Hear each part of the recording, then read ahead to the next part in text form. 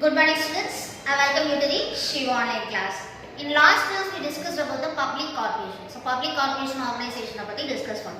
And today we just continue the portion. So today we are going to see the advantages and disadvantages of the public corporation. Okay. So first we will talk about the advantages. The first point is bold management due to the operational autonomy. அதாவது public corporationல இருக்கிற management persons வந்து bold-ஆ எந்த விதமான decisions அவங்க எடுக்கலாம். அதாவது இண்டிபெண்டன்ட்டா அவங்களால என்ன பண்ண முடியும் அந்த ஆர்கனைசேஷன்ல வர்க் பண்ண முடியும். Is it a public corporation enjoy the internal operation autonomy as it is free from the government control. So எல்லா டிசிஷனுமே வந்து கவர்மெண்ட் கிட்ட கேட்டு அவங்க வந்து அப்ரூவல் கொடுத்ததுக்கு அப்புறம் தான் செய்யணும்ன்ற அவசியம் இவங்களுக்கு கிடையாது. ஸோ பப்ளிக் கார்பரேஷன்ல இருக்கிறவங்க எல்லாருமே வந்து அதாவது கஸ்டமருக்கு என்ன தேவையோ அதை வந்து அவங்க சர்வீஸ் பண்ணணும். ஸோ கன்சியூமருக்கு ஏதாவது ப்ராப்ளம் இருக்கு அப்படின்னா அவங்க என்ன பண்ணலாம், இண்டிபெண்டா போல்டா என்ன பண்ணலாம், அவங்களோட ஆர்கனைசேஷன்ல டெசிஷன் எடுக்கலாம். So this is the advantages for it. Okay, and next is the legislative control. So control base யார்கிட்ட இருக்கு அப்படின்னு பார்த்தோம்னா parliament and as well as the state legislature. So இவங்க கிட்ட மட்டும் கிடையாது, பப்ளிக் கார்பரேஷனோட மோஸ்ட் ப்ராபப்லி கண்ட்ரோல் யார் வச்சிருப்பாங்கன்னு பார்த்தோம்னா பிரஸ். ஸோ பிரஸ் பப்ளிக் கார்பரேஷன்ல இருந்து ஏதாவது ஆர்கனைசேஷன் ஏதாவது சின்னதாக ஒரு ஃபால்ட் வந்துருச்சு அப்படின்னா உடனே என்ன பண்ணுவாங்க, கிரிட்டிசிசமா எழுதி மீடியாவில் போடுவாங்க. ஸோ அதனாலேயே அங்கே ஒர்க் பண்ணுறவங்க எல்லாருமே மேனேஜ்மெண்ட் ஸ்கில்ஸோட அவங்க ரூல்ஸ் அண்ட் ரெகுலேஷன்ஸை கரெக்டாக ஃபாலோ பண்ணுவாங்க. Okay, next is the qualified and the content staff. Public கார்பரேஷனை பொறுத்த வரைக்கும் அங்கே செலக்ட் பண்ணக்கூடிய பர்சன்ஸ் எல்லாருமே வந்து குவாலிஃபைடான பர்சனை கவர்மெண்ட்டே தான் வந்து என்ன பண்ணுவாங்க, செலக்ட் பண்ணுவாங்க. ஸோ அந்த கண்டென்ட் ஸ்டாஃப் மூலமாக அந்த ஒர்க்கை வந்து எஃபெக்டிவாக பண்ணணும் அப்படிங்கிறதுக்காக கவர்மெண்ட்டே என்ன பண்ணுவாங்க, ரெக்ரூட் பண்ணுவாங்க. Next tailor made structure. So government ஆர்கனைசேஷன்ஸை பொறுத்த வரைக்கும் அப்படின்னா முதல்ல என்ன பண்ணியிருப்பாங்க, எல்லா விஷயமே பிளான் பண்ணியிருப்பாங்க. ஸோ அங்கே இருக்க ரூல்ஸ் அண்ட் ரெகுலேஷன்ஸ் அங்கே இருக்கிற மேனேஜ்மெண்ட் மெம்பர்ஸ் வந்து ஃபாலோ பண்ணணும். ஸோ டெய்லர் மேட் ஸ்டாச்சு அப்படின்னா they must meet the specific needs of the public corporation. So பப்ளிக்கு என்னெல்லாம் தேவையோ அது எல்லாமே ஃபர்ஸ்ட் வந்து ரூல்ஸ் அண்ட் ரெகுலேஷன் பிரின்சிபல்ஸ் அவங்க கொடுத்துருப்பாங்க. ஸோ அந்த ஒர்க் பண்ண ஸ்டாஃப்ஸ் வந்து அந்த ஆப்ஜெக்டிவ்ஸை ஃபுல்ஃபில் பண்ணுற மாதிரி அவங்களோட ஒர்க்கை பண்ணணும். Okay, and next is not affected by the political changes. So political லெவலில் ஏதாவது சேஞ்சஸ் இருந்தால் கூட பப்ளிக் கார்பரேஷனை பொறுத்த வரைக்கும் எந்த வித சேஞ்சஸுமே இருக்காது. ஏன்னா ஃபர்ஸ்டே வந்து ஆடிட்டிங் லெவல்லையும் இருக்கும் சரி, அவங்க பட்ஜெட்டை போட்டு ரெடியாக வச்சுருப்பாங்க. அண்ட் மோரோவர் அவங்க என்ன ஒர்க் பண்ணணும் அப்படிங்கிறதுக்கான ரூல்ஸ் அண்ட் ரெகுலேஷன்ஸும் என்ன பண்ணியிருப்பாங்க, ஃபர்ஸ்டே கோட் பண்ணி வச்சுருப்பாங்க. ஸோ இதில் பொலிட்டிக்கல் சேஞ்சஸ் ஏதாவது நடந்தால் கூட இங்கே பப்ளிக் கார்பரேஷனில் இருக்கிற ஒர்க் வந்து எப்பயுமே வந்து ஆட்டோமேட்டிக்காக ஒரே மாதிரி தான் ரன் ஆகும். Okay, and next is the reasonable pricing policy. Public கார்பரேஷனில் ப்ரொடியூஸ் பண்ணுற கூட்ஸாக இருக்கட்டும் இல்லை ரெண்ட் பண்ணுற சர்வீஸாக இருக்கட்டும், இது ரெண்டுமே வந்து ரீசனபிள் காஸ்ட் ப்ரைஸில் தான் இருக்கும். ஸோ மக்களுக்கு வந்து கம்மியான விலையில் கரெக்டாக போய் சேரணும் அப்படிங்கிறது மட்டும்தான் அவங்களோட எய்மாக இருக்கும். So these are the advantages of the public corporation. Once again I'm repeating. The first point is the bold management due to the operational autonomy, and second is the legislative control, and next the qualified and the content staff, next is the tailor-made statute, and next is not affected by the political changes, reasonable pricing policy. And next we are going to discuss about the disadvantages of the public corporation. So advantages பார்க்கலாம். இதே public corporation உள்ள என்னென்னலாம் disadvantages இருக்கு அப்படிங்கிறத பார்க்கலாம். The first is the autonomy and flexibility only in the theory basis. அதாவது தியரியா சொல்லியிருப்பாங்க rules and ரெகுலேஷன்ஸை என்ன பண்ணணும், கவர்மெண்ட் கம்பெனிஸில் ஒர்க் பண்ணுறவங்க எல்லாரும் ஃபாலோ பண்ணலாம், இண்டிபெண்ட்டாக அவங்க ஒர்க் பண்ணலாம் அப்படின்னு. பட் ஆனால் அந்த மாதிரி கிடையாது. டே டு டே ஆப்ரேஷன் ஒர்க்ஸ்லேயே பார்த்தீங்க அப்படின்னா நிறையா பேரோட இன்டர்ஃபரன்சஸ் இருக்கும். அதாவது மினிஸ்டர் லெவலில் இல்லை ஹையர் அஃபிஷியல்ஸில் கவர்மெண்ட் ஆஃபீஸர்ஸ் என்ன சொல்கிறாங்களோ அதை தான் அங்கே இருக்கிற மேனேஜர்ஸ் வந்து ஃபாலோ பண்ணுவாங்க. என்னதான் கவர்மெண்ட் லெவலில் ரூல்ஸ் அண்ட் ரெகுலேஷன்ஸ் கொடுத்துருந்தாலும் அங்கே இருக்கிற மேனேஜ்மெண்ட் பர்சன்ஸ் எல்லாருமே வந்து ஹையர் அஃபிஷியல்ஸாக இருக்கிறவங்க என்ன சொல்கிறாங்களோ அதை தான் ஒர்க் பண்ணணும். ஸோ அவங்களால என்ன பண்ண முடியாது, இண்டிபெண்ட்டாக அங்கே ஒர்க் பண்ண முடியாது. This is the major disadvantage. Okay, and next is the misuse of the monopolistic power. அதாவது மோனோபாலிஸ்டிக் லெவல், அதாவது மோனோபாலி அவங்க தான் ஓனராக இருந்தால் கூட அங்கே என்ன ஆகும், சில சமயம் அவங்க வந்து அந்த பவரை மிஸ்யூஸ் பண்ணுறதுக்கும் வாய்ப்புகள் இருக்குது. Listen, public corporations often enjoy monopoly in their field of operation, but in such hand they are indifferent to the consumer needs and problems. So அதாவது கன்சியூமருக்கு நீட்ஸ் அண்ட் ப்ராப்ளம்ஸில் வந்து சால்வ் பண்ணும்பொழுது சரியான முறையில் பண்ணாமல் இருக்கிறதுக்கும் வந்து ஒரு சில வாய்ப்புகள் இருக்குது. Okay, and next is the rigid constitution. So formation வந்து என்ன பண்ணியிருப்பாங்க, ஃபர்ஸ்டே சொன்னேன் ஏற்கனவே ஆப்ஜெக்டிவ்ஸ் என்ன கொடுத்துருக்கோ ரூல்ஸ் அண்ட் ரெகுலேஷன்ஸ் என்ன கொடுத்துருக்கோ அதே தான் ஃபாலோ பண்ணுவாங்க.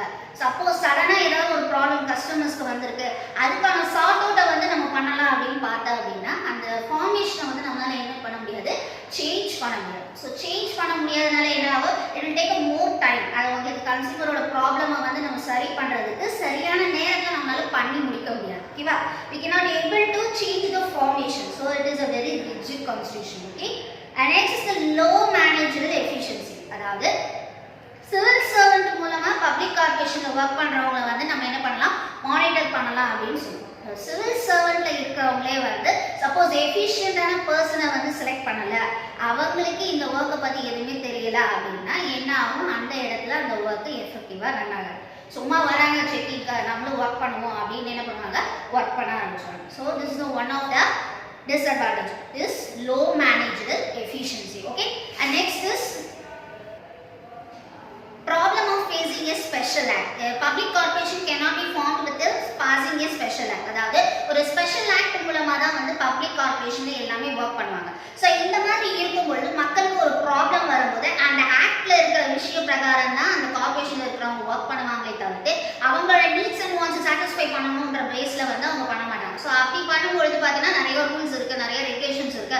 அதனால என்ன ஆகும், அந்த ப்ராப்ளம் சார்ட் அவுட் பண்றதுக்கே அப்படின்னு பார்த்தோன்னா it will take a more time. ஓகேவா, this is one of the disadvantage. And next is the clash of the divergent interest.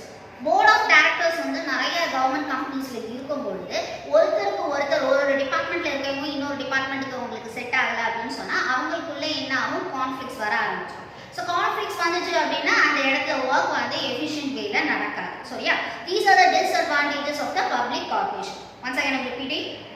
The first point is autonomy and flexibility only in theory, misuse of the monopolistic power, rigid constitution, low managerial efficiency, problem of facing a special act, and last point is the clash of the divergent interest. And next we are going to see the government company. Only government company. எந்த விதமான இதுவும் இல்லாம எல்லா initial இன்வெஸ்ட்மெண்ட்மே யார் பண்ண போறாங்க, government company பண்ண போறாங்க. ஸோ அந்த மாதிரி இருக்கு. என்ன ஃபர்ஸ்ட் மீனிங் அப்படிங்கிறத பார்க்கலாம். A government company is defined under a section 245 of the Companies Act 2013. So company government company base இருக்கிறதுனால அவங்களுக்கு தனியா ஒரு செப்பரேட் ஆக்ட் இருக்கு.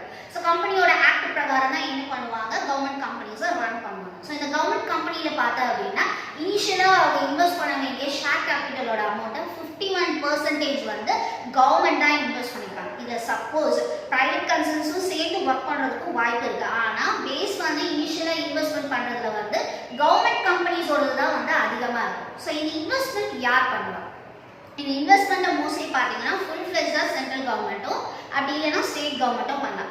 Maybe partially central government or maybe partly state government. So இந்த மாதிரி இனிஷியலோட investment யார் பண்ணியிருப்பா, 51% ஆஃப் பெய்ட் அப் கேபிட்டலை கவர்மெண்ட்டாக தான் பண்ணியிருப்பாங்க. ஓகேவா, now we just see the features of the government company. என்னென்ன ஃபீச்சர்ஸ் எல்லாம் இருக்கு அப்படிங்கிறத பார்ப்போம். First is the registration under the Companies Act.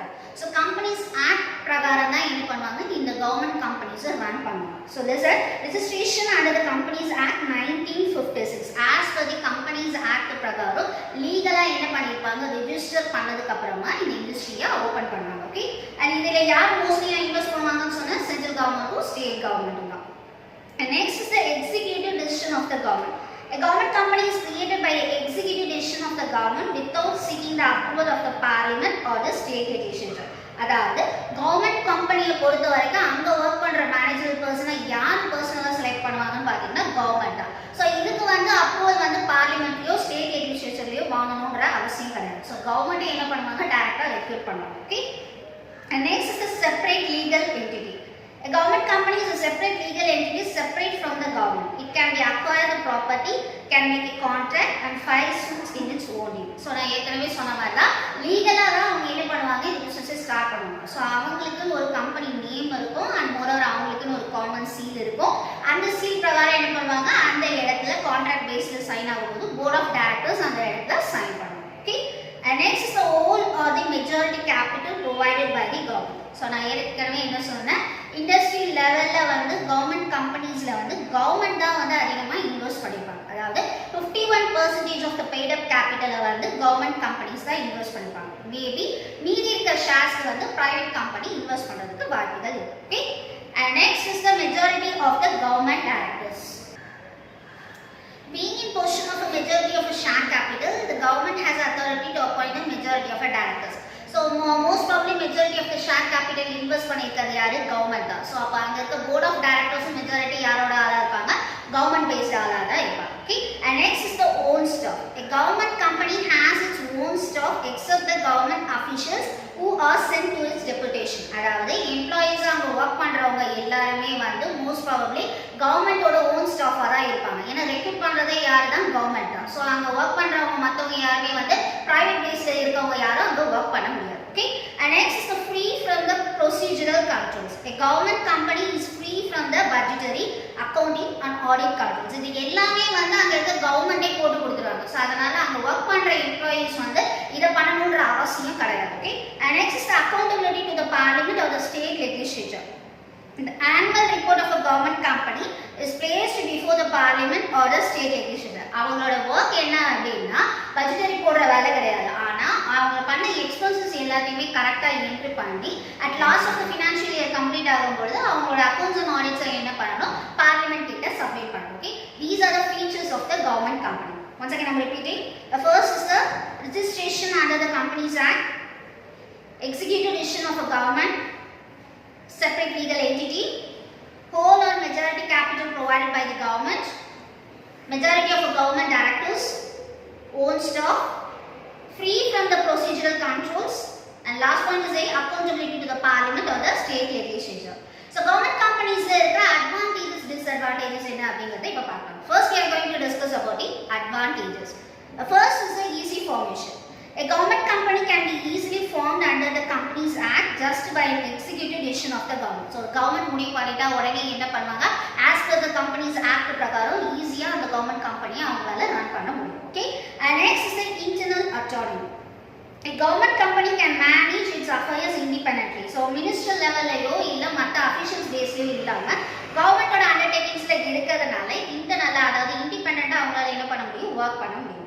And next is the private participation. So private participation பாத்தீங்க அப்படின்னா இனிஷியல் இன்வெஸ்ட்மெண்ட் வந்து கவர்மெண்டோட தான் அதிகமா இருக்கு. இருந்தாலும் மீதி இருக்க பேலன்ஸ் ஷேர்ஸை வந்து பிரைவேட் கம்பெனிஸும் சேர்ந்து அதில் ரன் பண்ணுவாங்க. Okay, and next is easy to alter. Objectives and powers of the government company can be changed by simply altering the memorandum of association of the company without the seeking of the approval of the parliament. Suppose அவங்க போட்டு வச்ச விஷயத்தை ஃபார்மேஷன்ல ஏதாவது ஒரு changes தேவை, இதனால மக்களுக்கு நல்லது நடக்கும் அப்படின்னு தோணுச்சுன்னா பார்லிமெண்ட் கிட்டயோ ஸ்டேட் லெஜிஸ்லேச்சர் கிட்ட இருந்தோ எந்த பெர்மிஷனும் வாங்காம இந்த கவர்மெண்ட் கம்பெனிஸ்ல இருக்க போர்ட் ஆஃப் டைரக்டர்ஸே வந்து என்ன பண்ணலாம்? சேஞ்ச் பண்ணலாம். Okay, and next is the discipline.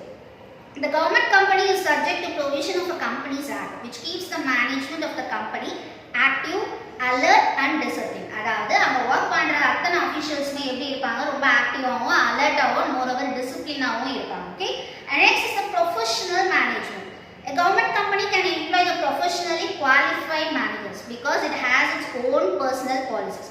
So கவர்மெண்டே தான் வந்து என்ன பண்ணுது? எல்லாரையுமே ரெக்ரூட் பண்ணுறாங்க. ஸோ அங்கே இருக்கிற அத்தனை பேருமே வந்து என்ன பண்ணுவாங்க? ப்ரொஃபஷனலாக ஸ்கில்டு பர்சனாக தான் அவங்க ரெக்ரூட் பண்ணிப்பாங்க. Okay, and next is the public accountability. The annual report of a government company is presented to the parliament or a state legislature. So நான் ஏற்கனவே என்ன சொன்னேன்? பட்ஜெட்டரி மட்டும்தான் கவர்மெண்ட் போட்டு தருவாங்க. ஸோ எக்ஸ்பென்சஸ் எல்லாத்தையுமே என்ன பண்ணணும்? அங்கே ஒர்க் பண்ணுற மேனேஜர்ஸ் எல்லாம் கரெக்டாக ஆடிட் பண்ணி லாஸ்ட் ஆனுவல் ரிப்போர்ட்டை யார்கிட்ட கொடுக்கணும்? பார்லிமெண்ட் கிட்டையும் ஸ்டேட் லெஜிஸ்லேச்சர் கிட்டையும் சப்மிட் பண்ணணும். Okay, these are the advantages. Once again I'm repeating. First is easy formation, internal autonomy, private participation, easy to alter, discipline, professional management, and last is the public accountability. And now we'll discuss about the disadvantages. என்னெல்லாம் government கம்பெனில disadvantages இருக்கு அப்படிங்கறத பார்க்கலாம். The first is the board of directors packed with a yes man. Yes man அப்படின்னா என்ன அர்த்தம்? எல்லாமே வந்து கவர்மெண்டோட கண்ட்ரோலில் தான் இருக்குது. ஸோ ஒவ்வொரு விஷயமும் வந்து எல்லாமே கவர்மெண்ட் என்ன சொல்கிறாங்க அதுக்கு நம்ம என்ன சொல்லணும்? எஸ் அப்படிங்கிற ஒரு வேர்ட் மட்டும் தான் சொல்லணும். ஸோ உள்ளே இருக்கவங்கள வந்து என்ன மாதிரி ரூல்ஸ் அண்ட் ரெகுலேஷன்ஸ் இருந்தாலும் கவர்மெண்ட் சொல்லும் பொழுது அந்த ரூல்ஸை வந்து அவங்க என்ன பண்ணி ஆகணும்? ஃபாலோ பண்ணி தான் ஆகணும். ஸோ மேனேஜ்மெண்ட் பர்சனாக இருக்கிற அத்தனை பேருமே யாரோட கண்ட்ரோலில் தான் இருக்காங்க? கவர்மெண்டோட கண்ட்ரோலில் தான் இருக்காங்க. Okay, and next is the autonomy only in the name. So நம்ம என்ன சொன்னோம்? அட்டானமி பேஸில் இண்டிபெண்ட்டாக அவங்களால ஒர்க் பண்ண முடியும் அப்படின்னு சொன்னோம். பட் ஆனால் தியரி பேஸில் பார்த்த மட்டும்தான் வந்து அவங்க அட்டானமி அப்படின்னு சொல்ல முடியும். ஆனால் டே டு டே ஆப்ரேஷன்ஸில் பார்த்தோன்னா நிறையா பேரோட இன்ஃப்ளூயன்ஸஸ் அங்கே இருக்கும். பொலிட்டிக்கல் லெவல்லையும் சரி, இல்லை மினிஸ்டர்ஸ் லெவல்லையும் சரி, அண்ட் ஓவர் ஹையர் அஃபிஷியல்ஸஸ் சொல்கிற எல்லா ஒர்க்குமே வந்து அங்கே இருக்கவங்க செஞ்சாங்க. ஸோ அட்டானமின்றது வந்து ஒன்லி இந்த name only, not in the practice phase. Okay.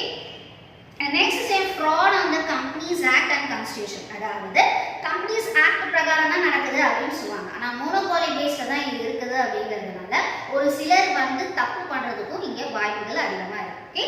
And next is a fear of exposure. அதாவது not implement more innovative. அதாவது கவர்மெண்டோட ஆர்கனைசேஷன்ல இருக்கிற ரூல்ஸ் அண்ட் ரெகுலேஷன்ஸை தான் அவங்க ஃபாலோ பண்ணணும். மக்களுக்கு வந்து ஒரு சில நல்லது பண்ணலாம் அப்படின்னு இன்னோவேட்டிவாக கிரியேட் பண்ணி எந்த ஒரு மேனேஜரல் பர்சனுமே வந்து அங்கே ஆக்ட் பண்ணவே முடியாது.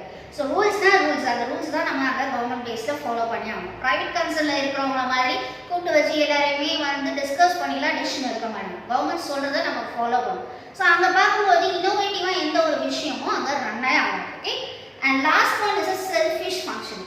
கவர்மெண்ட் கம்பெனிஸில் ஒர்க் பண்ணுறவங்க எல்லாருமே பார்த்தீங்க அப்படின்னா அவங்களோட செல்ஃப் இன்ட்ரெஸ்ட்டுக்காக மட்டும்தான் ஒர்க் பண்ணுவாங்களே தவிர மக்களுக்கு எதுவும் நல்லது செய்யணும் அப்படிங்கிற பேஸில் ஒர்க் பண்ண மாட்டாங்க. Okay. These are the disadvantages. Once again I'm repeating. First is board of directors packed with yes man, autonomy only in name, a fraud on Companies Act and Constitution, fear of exposure, and last point is a selfish function. I hope students இந்த class உங்களுக்கு புரிஞ்சிருக்கும்னு நினைக்கிறேன். இந்த chapter இதோட முடியுது. Next கிளாஸ்ல நம்ம new chapter பார்க்கலாம். Thank you students.